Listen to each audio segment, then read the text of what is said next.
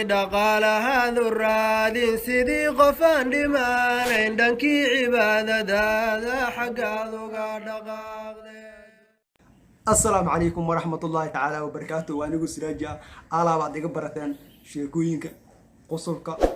قراحة ما أنت الشيكة ما أنت وحاوليان horta dadku cusub subscribe inoo saar gabalaalkan furo soo noqotid daawada ugu horeeya ee daawado muuqaalada halkan aan soo geliyo ama aan soo gelino maanta barnaamijka ay leeyahay ama sheekada maanta waxa waaya waxay ku dhacday laba gabdhood iyo hal wiil iyo laba gabdhood maalin maalmaha kamid ah ayaa waxa isbarteen wiil joogo Kenya qaasatan Nairobi markay isbarteen way sheekaysteen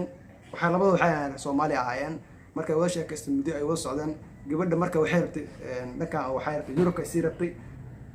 wiilkii markay isbarteen muddo dheer ay wada sheekaysteen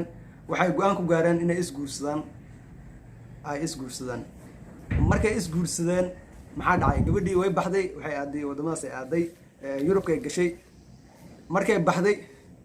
Yurubka sidoo kale dadka Yurubka badana inta badan waxay yaqaanaan ina yaani hal xawaalad ay leedahay oo Soomaali lacag loogu soo diraayo dad Soomaalina meesha ay ku yar tahay ay isku arkayaan oo Soomaali markay is arkaan ay yihiin dadka oo yaani dad walaala ama dad is yaqaan amal ay noqonayaan oo yaani aad isu jecel yihiin markay gabadhii markay xagga aaday wiilkii oo ku haray Nairobi gabar kale Soomaali ay halka ka bartay woonu mehersaday gabadhii iidana waxay u socotay halkii gabadhii kale aaday wadanka Mareykanka ay u socotay marka gabadhii kale wuu mehersaday muddo markuu qabay way baxday waxay aaday Mareykanka aaday ilaahay amarkiisa waxa dhacday inay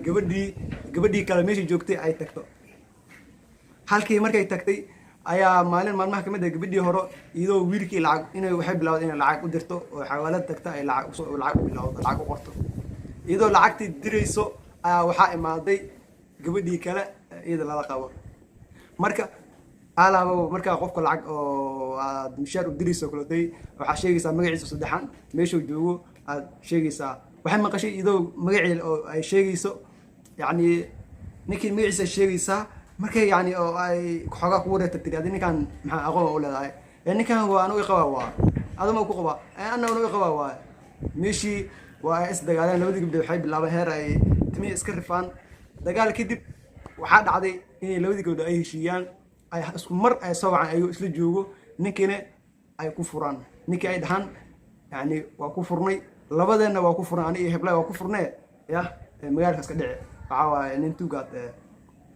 marka muhiimadda sheekada aan ka leeyahay waxa waaye wax badso wax beelay leedahay ninkaas hadii halka xabba ku ka lahaa oo xataa ehdnaag oo aan la heli karin oo mishaarku diriis ay tahay inuu iska kala u fiicneed maadaama tii ay ku dhacday midii labaadna ay yaani arintii ay ka fashilantay marka sheekada muhiimadeeda iyo fahankeeda ayaa ah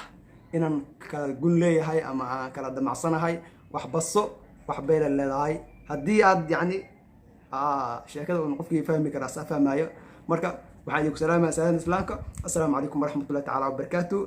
gabalaalka aan oo balan inaad furtaan commentina soo qortaan halkaas ayaa inoo balana meesha ku kulmi karna waa halkaas